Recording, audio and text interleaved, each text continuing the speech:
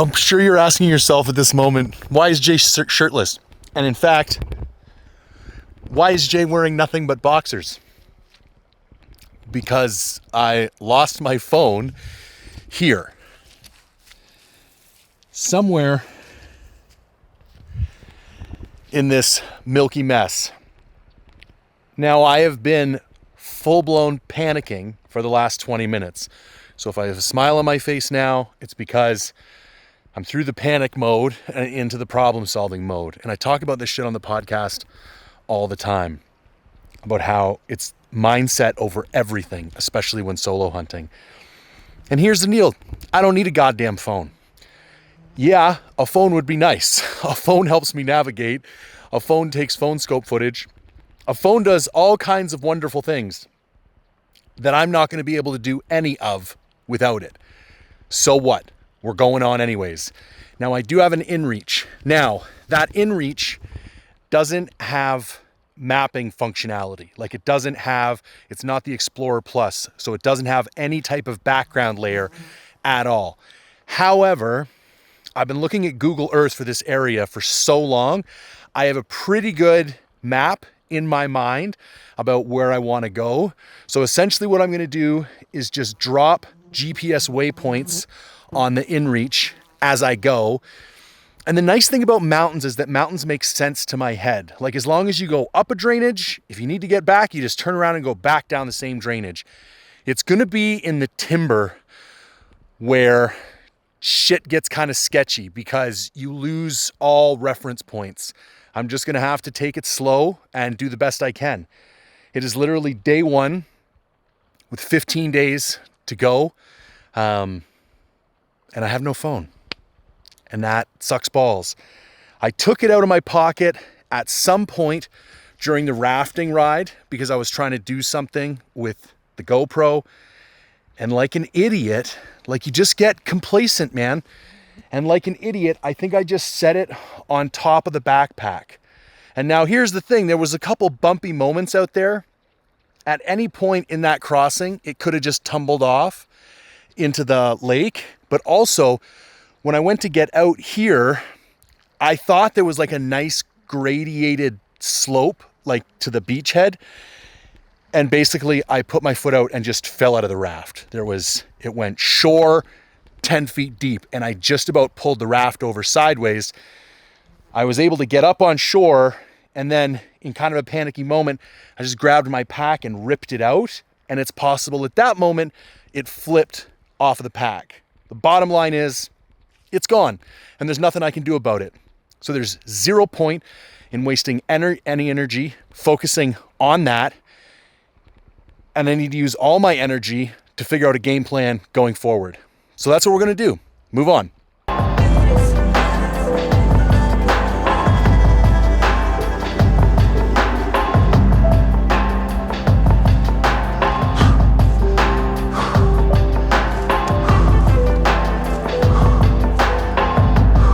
Man, I have had hunts start off better than this, I gotta be honest with you.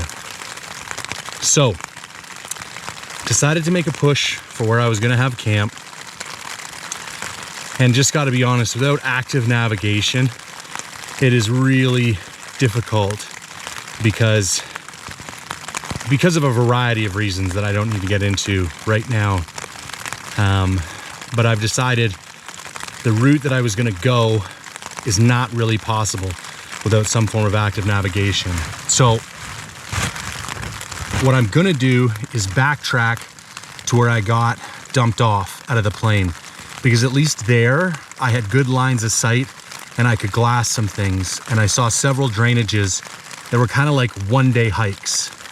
So until I come up with a better plan, I think what I'm gonna do is kind of set that up as a base camp, and then I can raft to the bottom of a drainage with like a light day pack, hunt that drainage for the day, and then go back to the base camp. And I think this is gonna be the best way to stay, productive without some form of active navigation. Now, I am also considering flying out, grabbing a new phone, loading up maps, and flying back in. I would lose 2 full days. However, I might waste more than that just being efficient in here. And I did plan for 15 full days. So even getting, 13 would be good. Now, the only issue right now is that it's absolutely pouring, and I'm a little anxious of blowing up this raft to get back to where the plane dropped me off in rain this heavy out on the lake. So I'm gonna wait it out under this tarp for maybe the next, I don't know, I'll give it half an hour, 45 minutes. It's gonna start getting dark soon. And if I don't see some kind of positive change, I'm just gonna tough it out in the rain and hope for the best, because I haven't found any place that's reasonable to set up camp yet.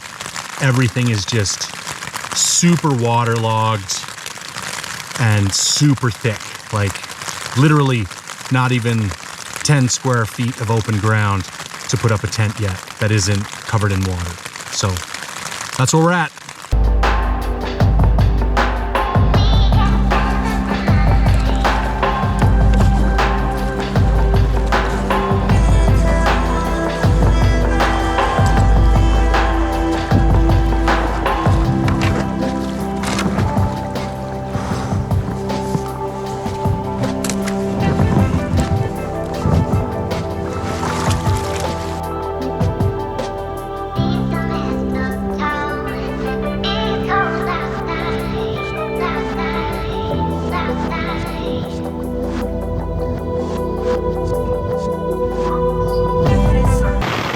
Coming down now.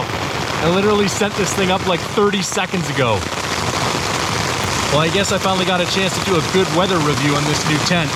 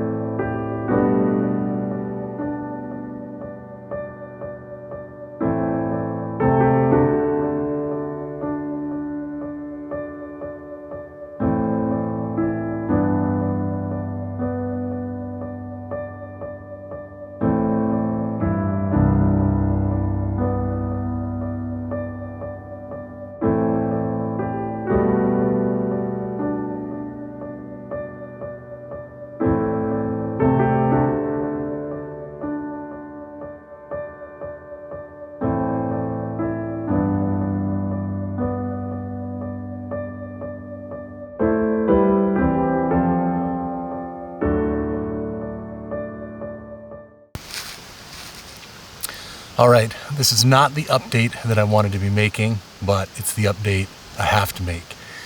I have decided, due to circumstances which I'll get into, that I am gonna bounce out, pick up a new phone, pick up a paper map, load up the phone with the maps and everything that I need, and then fly back in. Now, there's a couple things that occurred kind of last night and this morning that prompted this decision. One, I don't have a paper map. That is just 100% human error. The bottom line is, over the past few years of coming in and doing these hunts, I've got complacent. I used to bring paper maps everywhere I went. I was a forestry engineer for 15 years. I know better than this. I got cocky and it bit me in the ass. And this morning, when the fog was in,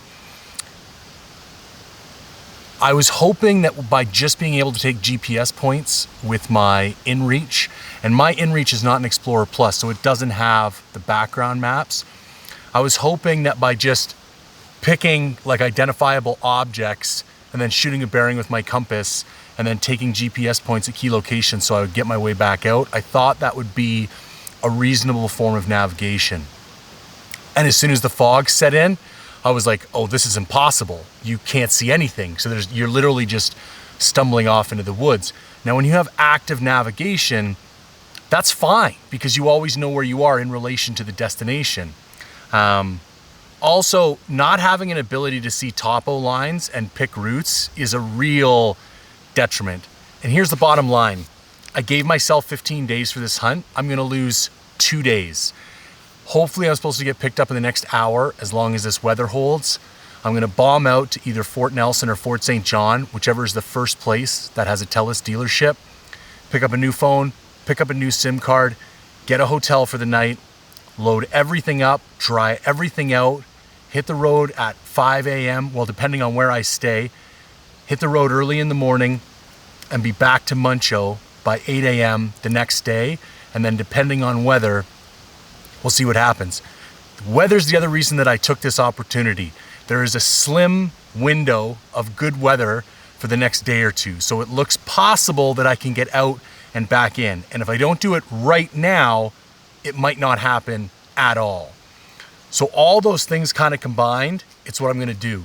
It's a hard decision to make. I feel like I've told people on solo hunts, you never come out early so many times that like, this really goes against the grain of what I believe, but it's also, I gotta be smarter, not just tough. Sometimes you're too tough can lead to bad decisions. And not having a paper map is just not safe. So here's the takeaways from this. I will never come on another hunt without at least 2 forms of active navigation. I'm gonna sell the InReach I have now, and I'm gonna buy an Explorer Plus, because then that could double as my communication device and my backup navigation device that would have, you know, a layer that I could look at that would either be an ortho, a sat image, or a topo layer. So rule number 1, never come in without a backup form of active navigation. Rule number 2, never come in without a paper map. I did have a compass, I did have a GPS. If I'd had a paper map, I wouldn't have to leave right now. I could navigate easily in the fog with a paper map and a GPS. Rule number 3, anytime I get in that raft, I'm gonna take everything that my survival depends upon, put it in a dry bag, and clip that dry bag to my body while I'm wearing a life vest. I realized yesterday, what if it was my InReach that fell out of that raft? In hindsight, this was actually a really cheap lesson, you know? It could have been way more expensive. If I'd have lost my InReach and my phone, I would have been completely screwed. I would have sat here for 15 days on this little outcropping, trying to glass some stuff and burnt an entire hunt. And that thought terrifies me. So having everything in that dry bag, clipped to my body, so if we go over, if the raft sinks, worst case scenario, I can get myself to shore and I would have a communication device and I would have a navigation device. Yeah, it is what it is. So the hunt continues. We just got to burn a couple days to go get a new phone.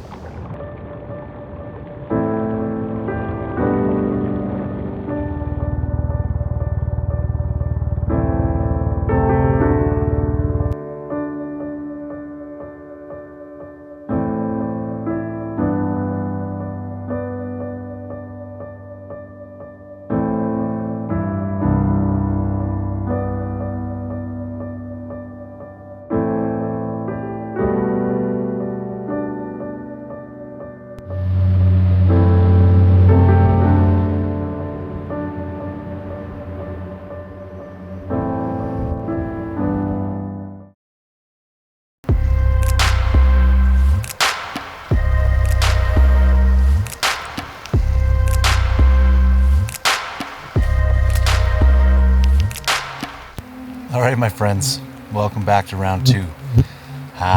It's been 3 days since I left. I was able to get everything I needed to get done in 2 days, but then some weather came in and I was holed up at the lodge for 1 full day. So what happened is I had to drive 14 hours round trip to Fort St. John. I was able to get another phone. It's kind of a bit of an insane headache to try and actually get the thing updated, new mapping software. There was a couple of glitches along the way, but anyways, I was able to get back to Muncho Lake with a phone, with maps, with printed paper maps. Now if you're paying attention, you will notice I am in a different location than I was when I got dropped off. I decided to forgo the raft for the second half of the trip. And actually, on the way in and out, on my 2 previous flights, I kind of spotted this higher alpine lake that gave me access to some country and saved me quite a bit of a hike. And the pilot said he could drop me off there, no problem. So that's where I am right now. I got dropped off at that lake, and I've put 12 days worth of gear in my backpack. So I'm back to a heavy bag pack, but whatever. And basically, I'm just gonna go on a big ass loop. I think today is Thursday, and I gotta fly out next Sunday.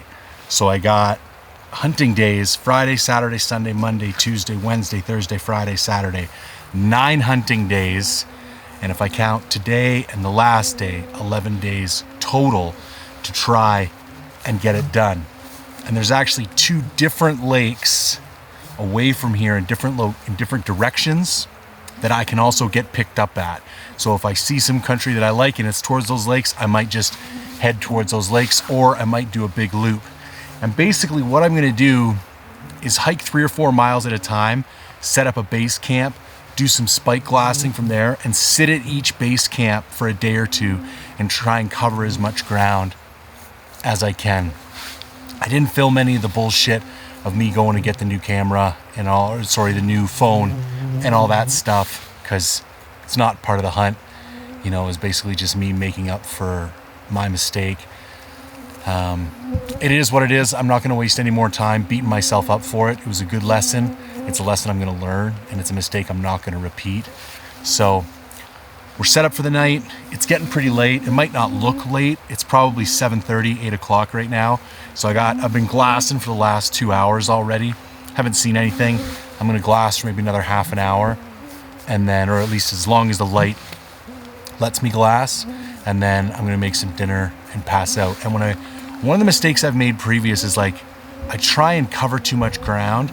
So actually when I wake up in the morning, because there's no way I'm going to get anywhere else interesting by daybreak, and one of the tips I was given by guys is I wasn't doing enough daybreak glassing on my last sheep hunt, because that's apparently when you're going to catch the rams coming in and out of the timber.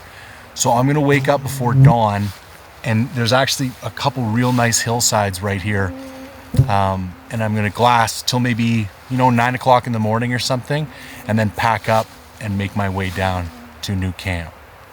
So it's been stressful. It's been an emotional roller coaster, but we're back in the mountains and we're back sheep hunting. So let's go.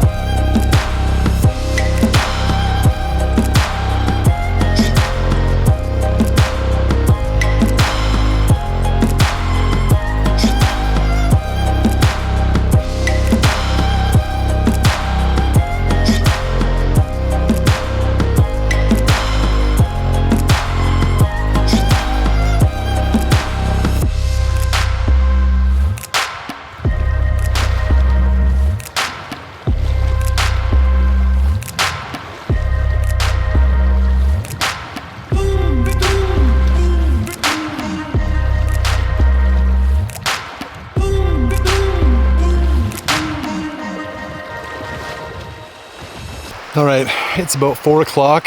Finally made it to where I'm gonna set up camp for the next 2 days. Tent's right over here. I haven't put the fly on yet. It's right over there, drying out. I was still wet from the dew last night, and it's buggy as shit and kind of hot. So it's basically either sweat my ass off in my raincoat and have some protection from the bugs, or take the rain jacket off, don't sweat my ass off, but get eaten alive by the bugs. So I'm kind of like rotating between the two options. So still got a ton of daylight left. Went and got water for tonight. Camp's still a bit of a mess, but I can do that shit later in the evening. I want to take advantage of this good light. Got 2 really nice hills here for glassing. The one I was already glassing earlier today from a different angle. So there's this really nice kind of grassy opening over here. Gonna go sit there and just spend the next couple hours, sip on a cup of coffee, glass up these 2 hillsides and see what we can see. Now, as far as strategy goes, I'm doing this like 2-day camp kind of theme where I get to a location, I'm gonna set up camp for 1 day, for 2 days. On the first day, I'm just gonna do like a solo mission with like a super light pack, 1 day's worth of food, and I'm gonna hike into this kind of 5 mile away canyon and see if I can see anything, and then come back here, and then the next day move camp. So I'll always be spending 2 days in each camp. Now, I've never been here before. Nobody's ever told me about this place before. There could be no sheep whatsoever here. So my goal is to cover as much ground as possible and even just try and like prove out the existence of sheep at all, and then maybe make a plan to come back in next year if I can find some sheep but not kill one, or just scratch this place completely off the map and then start in a new location next year. So it's kind of like a long-term sheep hunting strategy.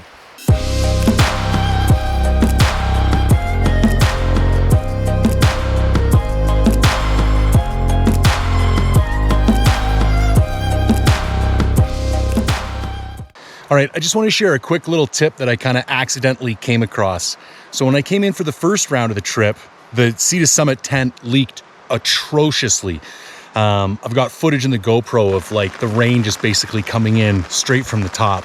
I'm gonna have to hit them up for warranty issues when I got back. But as I was coming back in for round 2, I was like, what am I gonna do? I actually had a Nemo Dragonfly in the truck, but I was like, I don't know if it's gonna be any better. And then I remembered I had a 7-foot by 9-foot Z-Pax Cuban fiber Dyneema tarp, whatever you want to call it. They're 100% waterproof. So I thought to myself, well, I can always set that up over the tent if I think it's going to rain. Now, something else that was interesting, with the dew point last night, it was quite cold. I didn't set the tarp up. It didn't rain. Even the dew was coming down through the mesh in the morning. There's like 0 water resistance to this fly. Either it's some manufacturing defect or the quality of the material that they're using is just atrocious. Like I say, I'm going to follow up with them for more details. So yesterday there was a 50% chance of rain. So what I did was this. So I set up the tent. Here, let's take a good look. I set up the tent here, and then I set up the 7 by 9 foot tarp up above. Now, and it pissed rain for like the last 12 hours straight. I'm just trying to pack things up in a mad dash between kind of downpours so I can get headed up the valley. Not only did it keep me 100% bone dry from the actual rain, the dew itself didn't even collect on the inside of the tent. So I had 0 condensation, 0 rain of any kind, 0 moisture inside the tent whatsoever. It was fantastic. Now, all of that is very intuitive. Of course it's going to do that. Now, the added benefit is I can pack this tent up dry underneath the wet tarp, and I was able to pack up all my gear underneath the tarp. And so I think for the extra, I think that tarp might weigh 3.5 ounces. Like, it's nothing. But the versatility it adds to your camp and the additional kind of robust way it enables you to handle adverse weather conditions, I'm really impressed by. So I think moving forward, I'm gonna use this more often, the kind of tarp tent combo, which I know might make a lot of sense to other people, but having run primarily Hillebergs in the past, you don't need to do this because you don't get any rain inside the tent. But what it doesn't solve is the packing up the wet tent and the packing up the gear in the rain that adding a tarp to your setup does. So anyways, just wanted to share that. All right, it's the morning of what we're gonna call day 2 because it's my second full day in here. We're locked down with fog and rain for the majority of the morning. There's a nice break in the clouds. So packed up camp and I'm on my way. Slight change in plans. I'm not seeing anything that I like. No trails, no sign, no nothing that would indicate there's sheep in these hills that I'm looking at right now. So I'm gonna beeline it for a whole other range. It's about 25 miles away. There's a different lake there I can get picked up at, and I think I can do it in 3 days while still glassing as I go. Like not completely dropping the hammer, but just going at a good clip and making sure I stop in glass hills every time I get to a new vantage point. So that's the game plan today. Cover ground, make it down the valley, and try not to get too wet.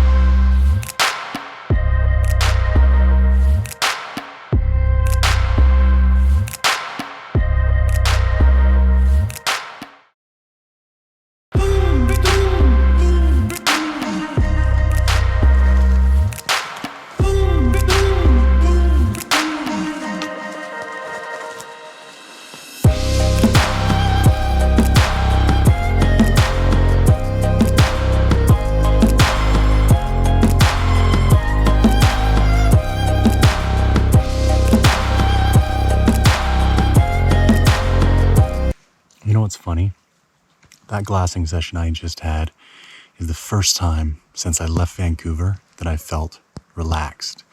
And I'm like, I don't know, 6, 7, no, more than that, because I left on Friday. Today's Sunday. It's been 9 days since I left home. And there's been this like overriding anxiety because you put so much pressure on yourself. And the interesting part about it is I've had a couple people on the podcast that have all said the same thing. It takes until day 3 of a backcountry hunt to slide into the groove of the hunt. And it felt different when I woke up this morning, like some kind of pressure had eased and something had let off. And I think you're fighting so hard to get somewhere on a hunt. And then it's not until day 3 when you realize there's nowhere to get, man. This is it. I am in the hunt. Like I keep trying to get over to the next ridge because I think that's where the hunt begins. And then it just hits you. It's like, no, this is the hunt. This is what it is. And it's a nice feeling because like that anxiety, it saps a lot of your energy. And I try not to get too focused on the pressure and the success and all that, but you can't help it. But it was just nice. Like I just sat down. That's the very first time I looked through that glass and it was just like a sigh of relief. Like, we're in it. We're hunting sheep. Took 9 days, a couple of flights, a couple of phones, and a whole bunch of bullshit. But we're here and we're in it. So, little update. I haven't actually seen any sheep yet. I'm not terribly surprised. I really rolled the dice on this one. I came to a pretty far corner where I had never really heard about anybody taking sheep, but it was more important to me to kind of have this remote experience than be right in the thick of where everybody else was getting dropped off. And it's a bit of a gamble. I'm heading into country that I think has more likelihood of sheep in it though, for a couple of reasons that I'll get into later. It looks super sheepy, like you would think. Every time I pull the glass up, I can just imagine seeing a sheep right there. But anyways, same as the first 2 days, we're just hiking and glassing and hiking and glassing. And yeah, just keep on keeping on.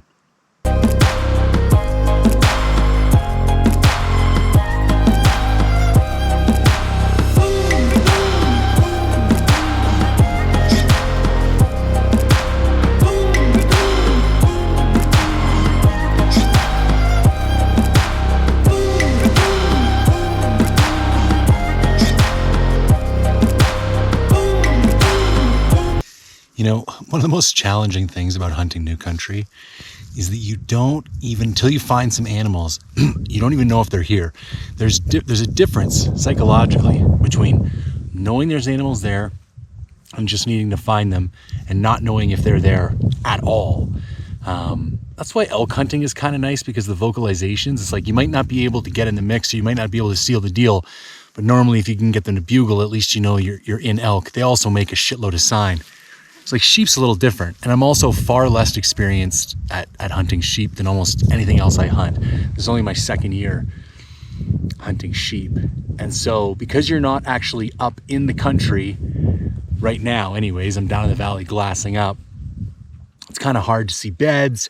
It's hard to see trails. I mean, that's the one thing I'm not seeing. I saw a lot of trails last year, but I'm not sure how robust those trails are. Like, it's been raining a lot and there's been a shitload of snow and water this year. So maybe those things get washed away. I don't know. But the tricky thing about not knowing if they're there is like you're not sure how diligent you should be with your glassing. Like, I'm being very thorough, but if I knew for a fact that there was sheep in those hills, I'd probably glass these things 3 or 4 times and probably sit here for 2 hours. The thing is, if I do that, it's going to reduce the amount of new country I can see significantly. And when I'm in a new area, I really think the priority is covering as much new ground as possible. Anyways, we're going through bouts of like flash rain and then scorching hot sun. And right now we're in one of the latter, which is nice because I was soaking wet from the walk. All right, I'm gonna get back to glassing and I'm gonna hike some more down this valley.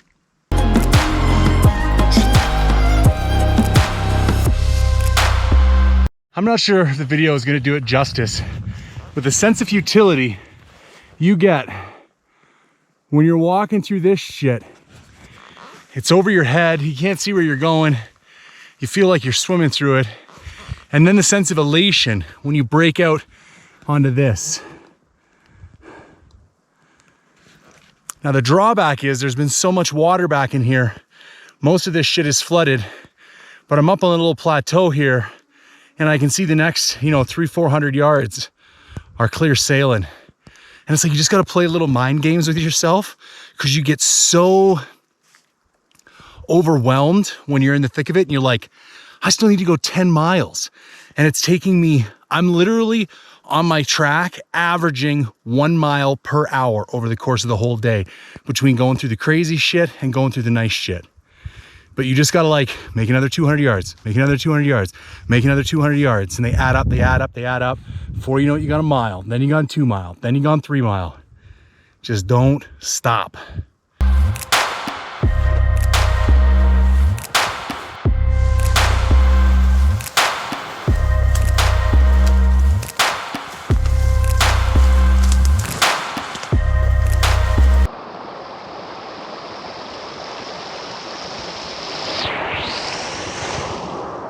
I love coffee. I just battled my way through like head-high willows and underbrush in the pissing rain for an hour and a half. Sun came out, found a beautiful little creek, made a hot cup of coffee, and everything is right with the world.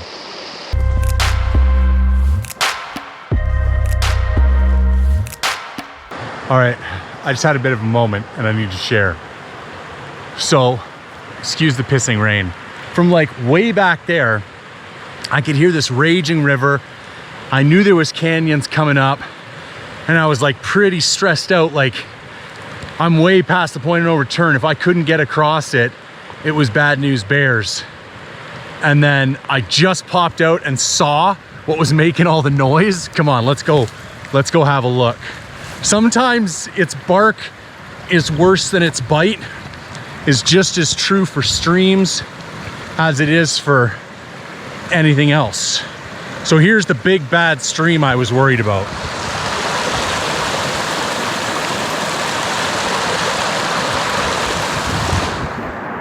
Lots of places to get across. Even back up here, there's more skinnier sections. Sometimes you just got to shut the head off and just keep on keeping on, because if you think too much, you cause a lot of anxiety for no reason.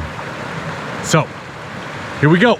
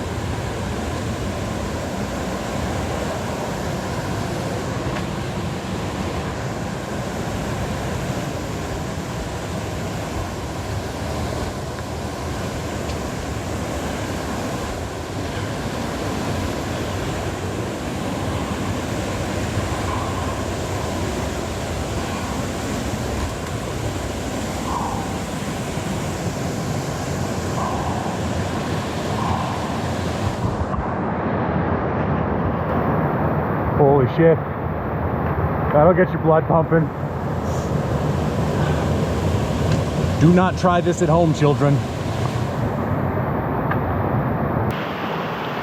All right, I gotta be honest with you.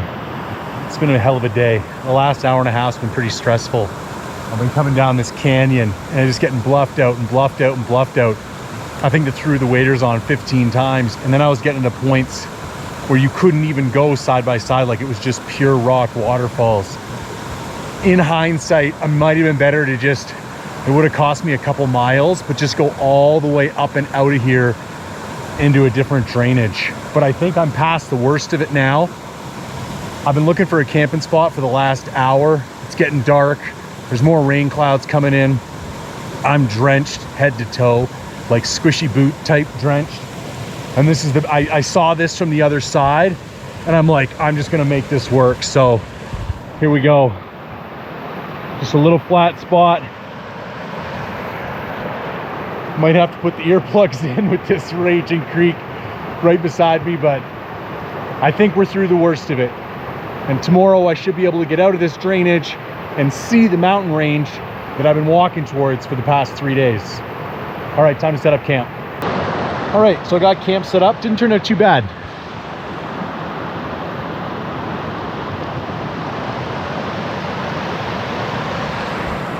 Two notes I want to make. Number one, if I was in heavy bear country, I would not set up this close to a river where I wouldn't be able to hear anything.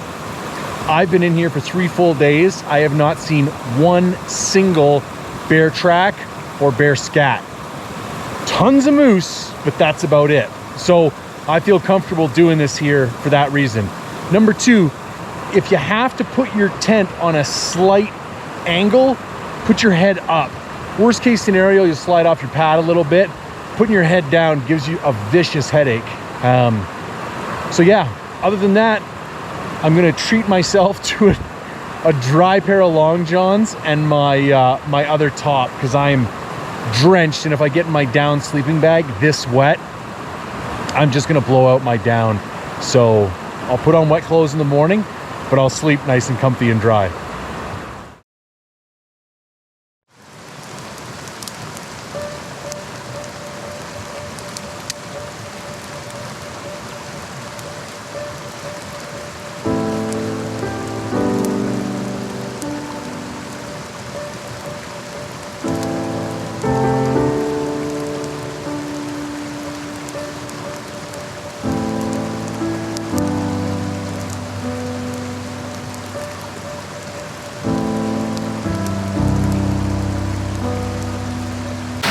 So we got a little bit of a delayed start this morning, but it's day 4.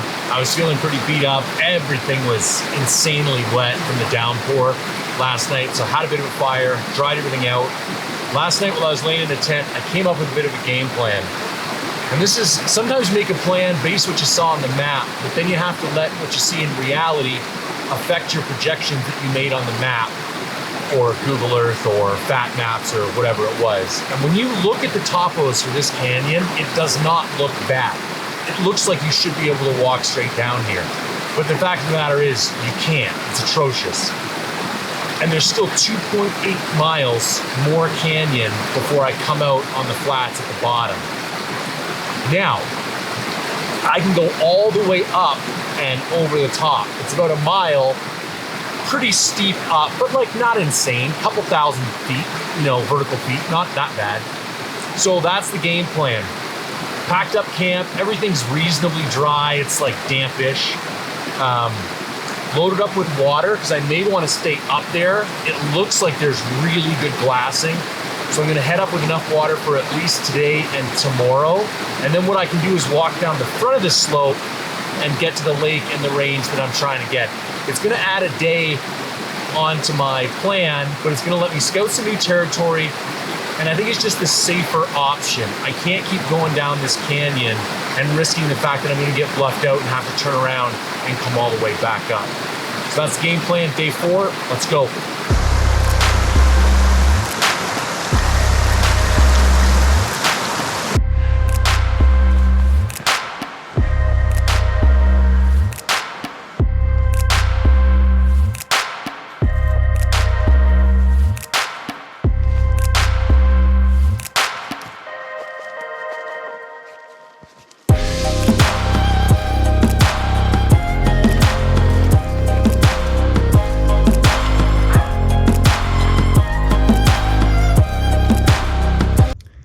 Well, my friends, it was far steeper than I expected.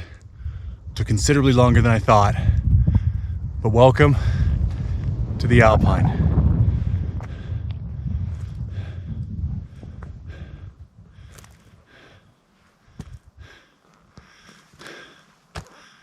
All right, time to do some glassing.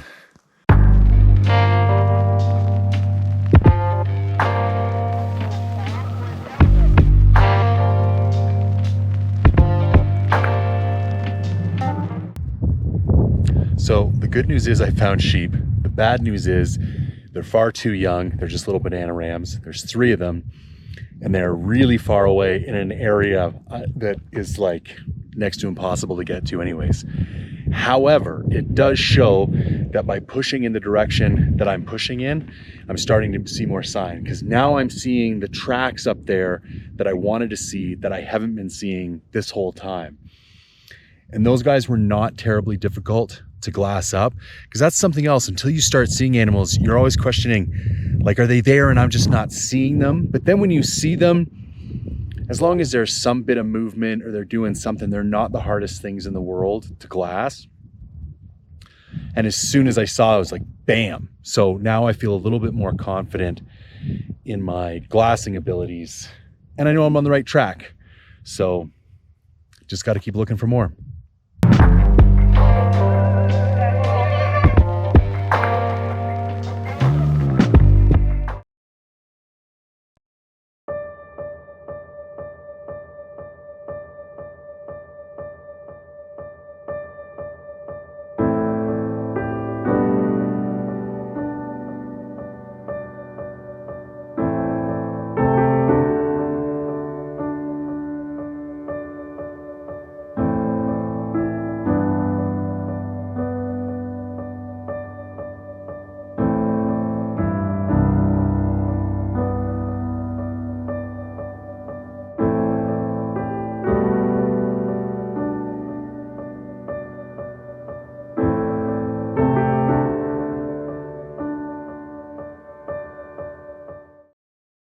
All right, halfway through day 5. I've been glassing my ass off, just kind of walking around this knob, trying to get a variety of different perspectives.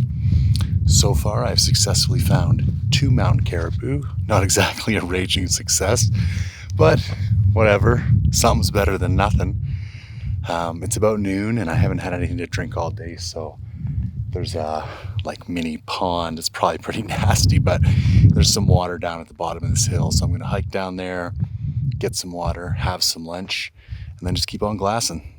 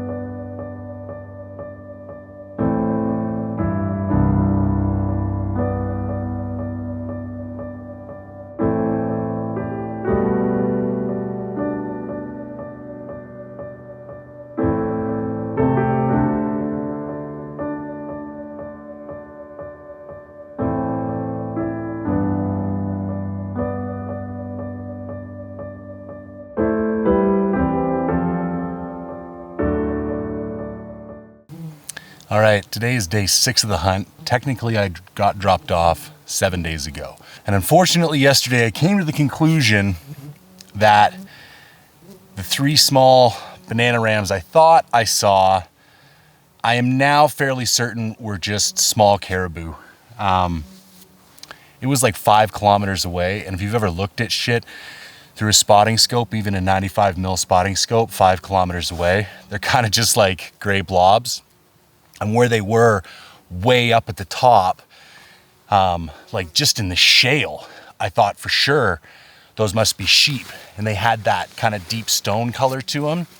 But then yesterday as I was glassing, I could see there's a closer range, and that's where I started to see the caribou, and I kind of traced the tracks back, and I'm like, those are the same animals that I saw yesterday. And I saw a couple bigger ones that were immediately, yeah, those are caribou, like body shape and everything. But there was some smaller calves that just had the little spikes, and I think at a distance it made me think that they were the beginnings of little ram horns. But so I'm fairly certain at this point I have seen no sheep. So 7 days deep into the hunt, walked I don't know how far, climbed I don't know how far, and I have yet to find a sheep. And the mosquitoes are wild. But anyways, this is what I asked for. I'm not complaining. I wanted to strike out on my own into country that I had scouted with no advice from anybody else. And this is what you get. You got to start somewhere. It's a multi-year plan, and clearly everything I've walked through so far, I can cross off the map. It's shit. So moving forward, what are we going to do? We got kind of 4 days left to really push. So I got about 3 miles as the crow flies, 3 miles to get down off this peak, 3 miles across a big ass valley, and 3 miles back up into a completely different range. That's as the crow flies, 9 miles walking, probably closer to 12. It's still pretty early. I'm going to try and smash it out all in one day. It really depends. It's wild. The different speeds through which you can traverse this country. Like you'll be cruising along on a moose trail, making, 2-3 miles an hour. And then all of a sudden, boom, you hit this bog or this willow, and it will literally take you 45 minutes to go 100 yards. So I really have no idea, but the goal is to get up into that range. At this point, I have even doubts that I have enough time to get deep into it enough to actually go kill a sheep. But at the very least, I'd like to ascertain whether or not there's even sheep over there. Something else I noticed about the caribou yesterday, and I don't know, maybe like a really experienced sheep hunter can chime in here and let me know. But sheep trails up in the shale are like a solid straight line. I think they take smaller steps. And when I was looking at the caribou trails up in that gray shale, you could see individual footprints. So I think I'm able to tell the difference now between, the mountain caribou tracks way up there and sheep tracks. So even if I could get over there and just say, yes, there are sheep here, this would be a decent place to come next year. Even that would be a win. Crossing this whole place off the map and saying, okay, I never need to come back here and look for sheep again would be a win. Making it the full 12 days solo without having anything go catastrophically wrong other than losing a phone and having to fly out and get a new one. But like no health issues, didn't have to bail, would be a win. So yeah, I'm a little down this morning, just straight up. It's been a grind and I'm not finding what I was hoping to find. But it's one of those days where you just got to shut your head off and do what you got to do. So, going to finish packing up, going to strike out, and we're just going to make it as far as we possibly can today and try and glass as much as we go.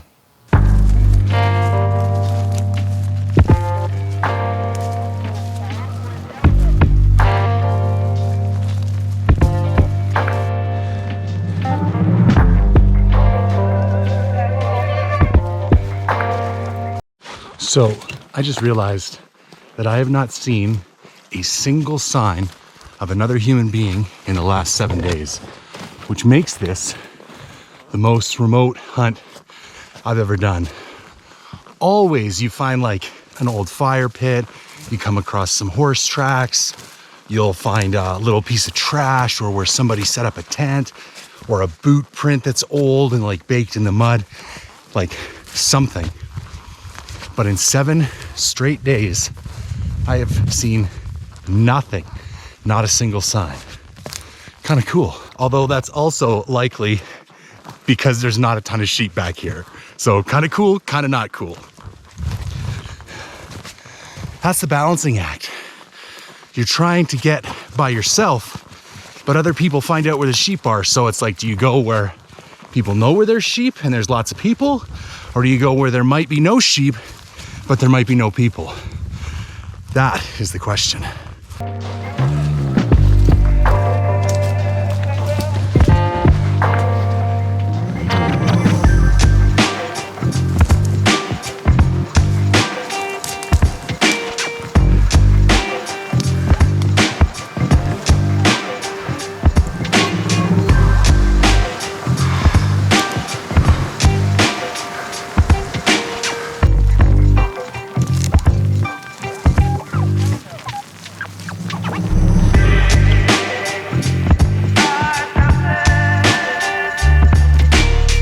I may not have been able to find a good spot to hunt sheep yet, but holy shit, has there been a ton of moose sign this whole trip.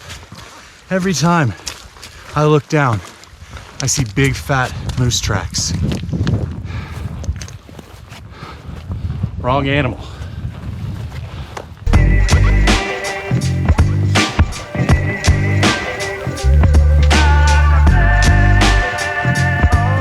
All right, so the walking, you hear the loons? Walk along the lake, beautiful. The mile stretch between the lakes, not so good.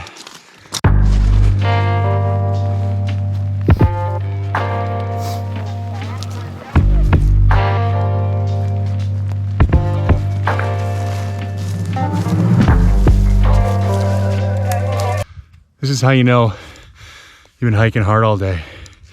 Every time the nose just starts bleeding when I have a crazy hiking day. Oh God,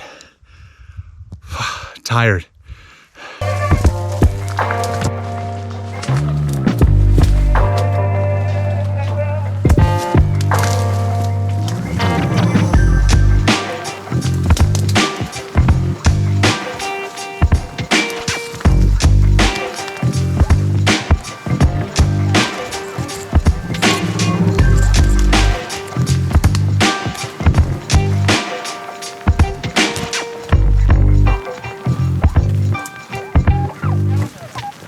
All right, I know they say this shit at least once every hunt.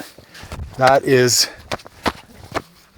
hands down the hardest hike I've ever done. Oh my God. But we made her. So it was 10 miles, 16 kilometers, which does not sound like much, but 90% of it was just raw brush. Oh my God. And then just couple little breaks, a little bit of lakeside walking, that was nice. A little bit of moose trail, that was nice. But I am zonked. I haven't let myself drink water for the last 3 miles because I said you will not stop until you reach your destination. And I got here, so here's the game plan. Gonna have a double supper tonight. I have 2 days emergency food in case the pilot can't get in. I'm sure I can eat 1 extra dinner. I'm gonna have 2 suppers tonight to really fuel up. Gonna go to bed immediately, get as much sleep as I can, wake up, try and find some sheep. All right, so here's the deal. Not a terribly interesting day. Also, I find when I get to the last few days of the hunt, every time I always stop filming. I think part of me just wants to focus on the hunting, but part of me also feels a little bit guilty that there's been nothing killed by this point in the film, and I know that's not the point of the film, but you can't help but make these things and feel somewhat of an obligation to try and be successful. Anyways, that's beside the point. Only have a couple days left, so here's the deal. I made it down to a lake yesterday. There's 3 main drainages that branch off this lake. I only have enough time to go up one of them. So I'm making my way around the lake today and trying to glass as much into each drainage as possible to figure out if any one of them has a higher likelihood of having sheep, so that I can spend my kind of last Hail Mary push as effectively as possible. So I'm sure at this point you're all sick of the hiking montages and the glassing montages, so we can cut that short, and I'm just gonna do some glassing and try and figure it out and make a game plan for tomorrow.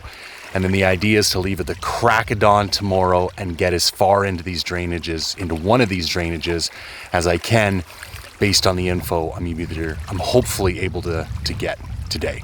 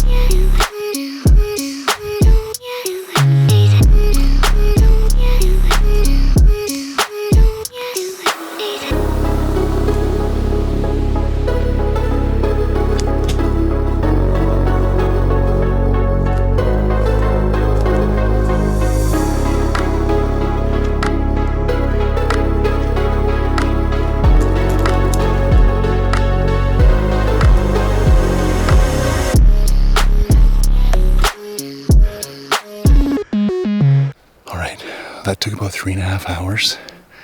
I'm about 3/4 of the way to the top, and I just broke out onto my first glassing knob. Left camp down at the bottom. Pilot's coming tomorrow or the next day, so I don't know exactly how much longer I got. So I didn't want to haul everything up here. Also, I don't know if there's any water up here. So I just made it a day mission. There's about 3 or 4 different glassing knobs that I kind of e-scouted last night on fat maps, and they're maybe 200-300 meters apart, and the idea is just get to one, sit there for half an hour, 45, make it to the next one, work my way all the way up the hill, kind of around midday, turn around and start making my way back down the hill. It gets light, super late here, so as long as I'm on my way down by 5-6 p.m. I should have plenty of time. I'll give you a look at what I'm going to be looking at for the next half an hour, 45.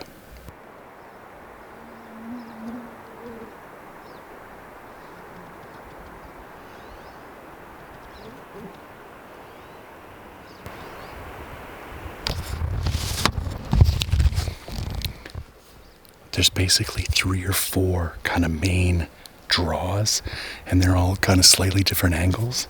So as I make my way up the hill, I should be getting slightly different looks into each of them. So fingers crossed, man, not much time left.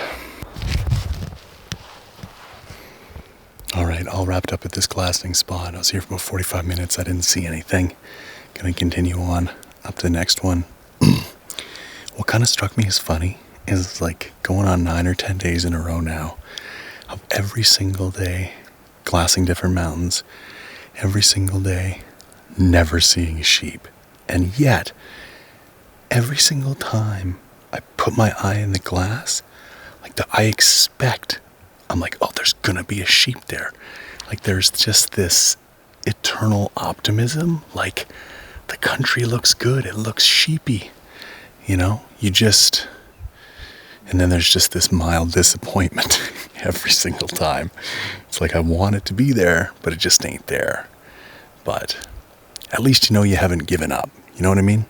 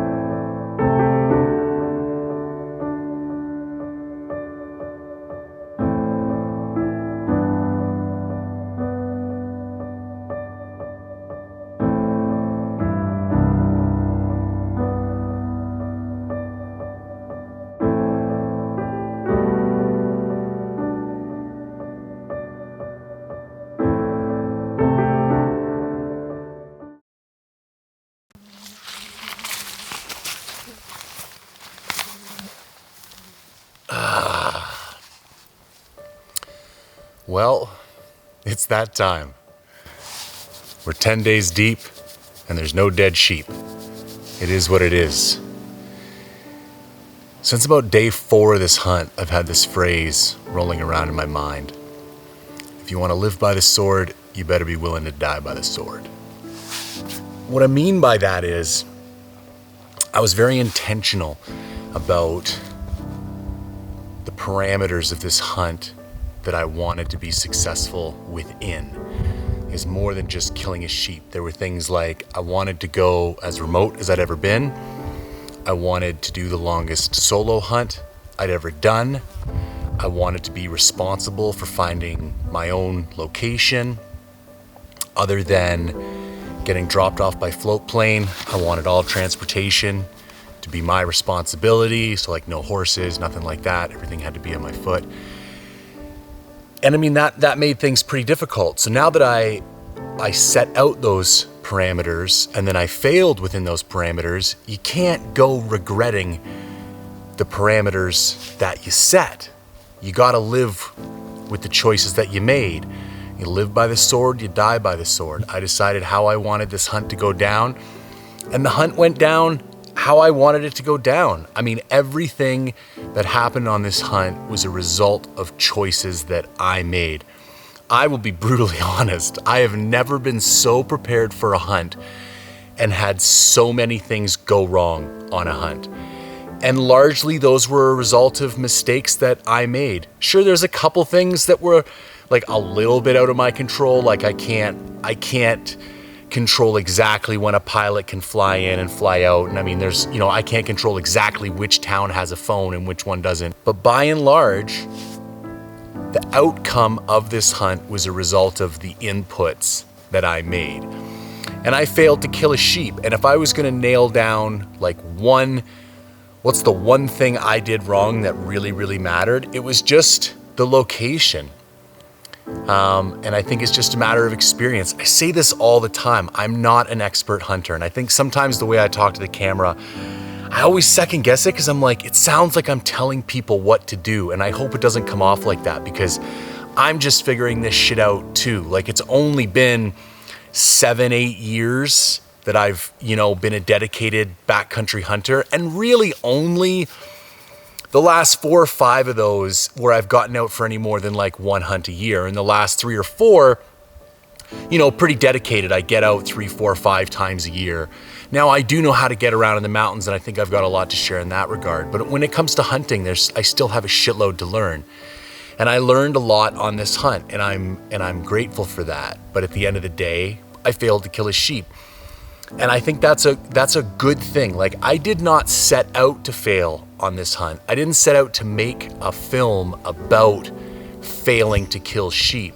But in a way, I'm glad I did, because I think this is an accurate portrayal of what a second-year sheep hunt looks like for people like us. I mean, people that didn't grow up in a hunting family and have, locations passed down to them, or uncles or fathers who did this for 20 years before them.